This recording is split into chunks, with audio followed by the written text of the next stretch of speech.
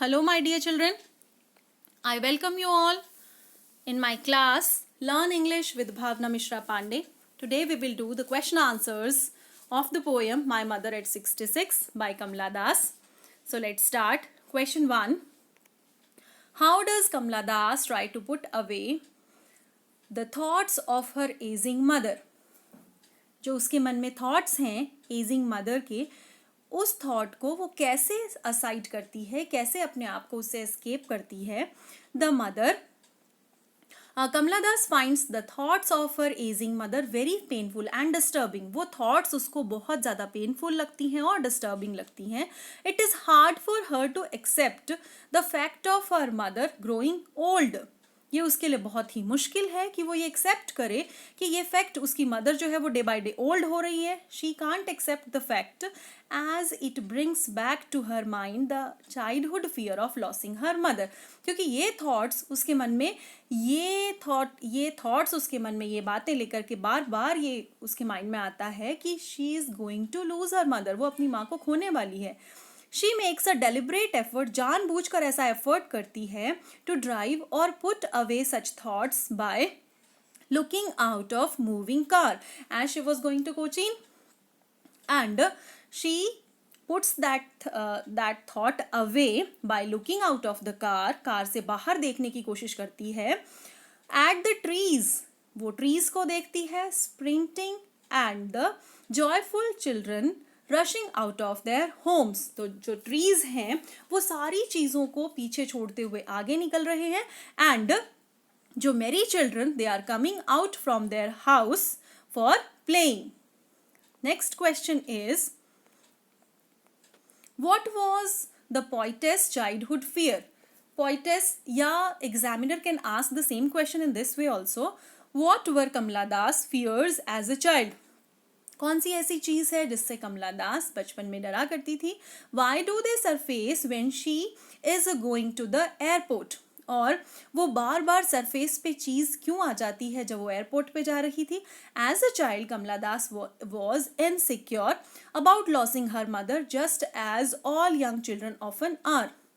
जैसे हमेशा बच्चों को होता है, वो अपनी माँ से दूर नहीं होना चाहते and they feel insecure. The same feelings are evoked inside her. वैसी same feelings उसके मन में they were coming outside. वो उसके मन में evoke हो रही थी, immerse हो रही थी. Her while she is on the way to the airport as she sees her mother's pale face. तो वो feelings उसके मन में तब आ रही थी जब वो अपनी मदर का pale face देखती है, which is a sign of her old age and impending death. Impending means approaching near. वो जो डेथ है वो अप्रोच हो रही थी डे बाय डे. एंड ये सारी चीज़ें उसको उसका फियर था चाइल्डहुड का.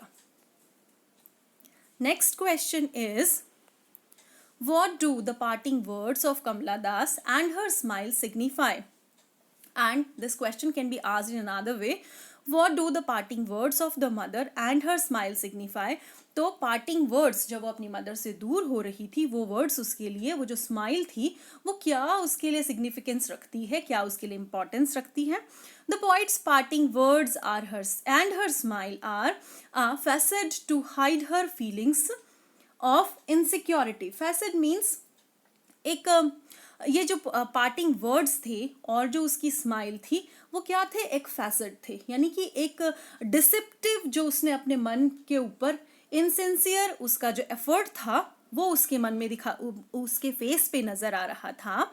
किस चीज़ का, फीलिंग ऑफ इनसिक्योरिटी का. The pale and senile appearance of her mother brings back her childhood fear of losing her mother.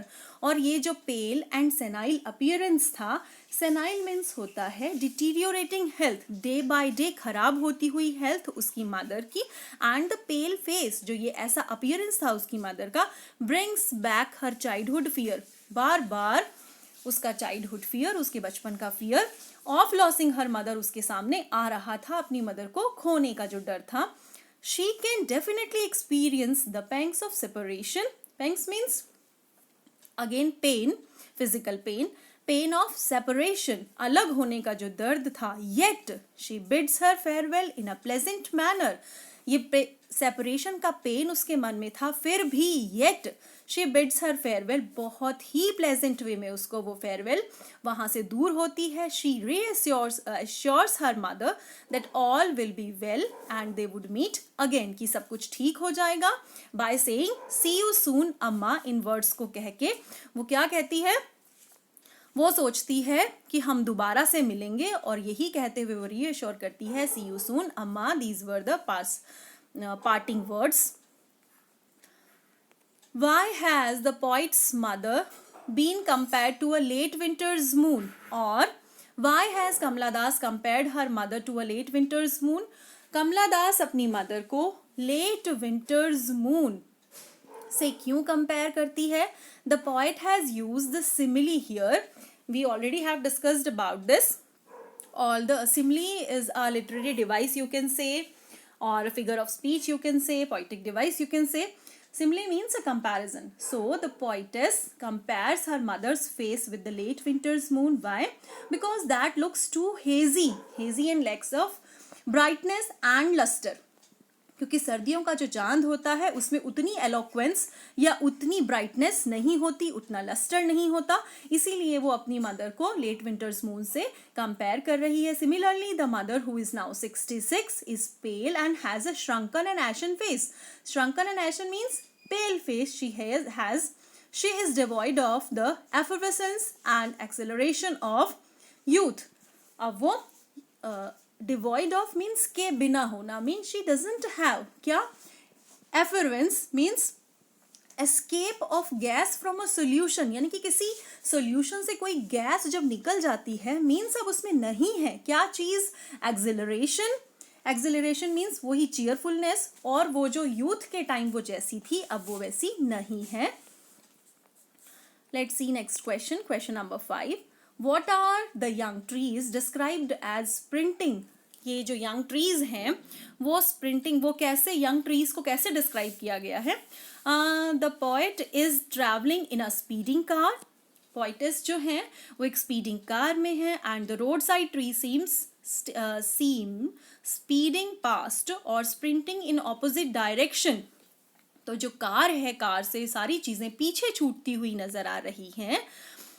The poet has contrasted the young trees which are moving fast, कि जो trees हैं वो बहुत तेज गति से चल रहे हैं, fast to her mother who is now old and slow. तो ये sprinting trees जो हैं वो describe करते हैं fast moving time, and जो mother है she is growing old and becoming slow. Next question is, what were the poet's feelings at the airport?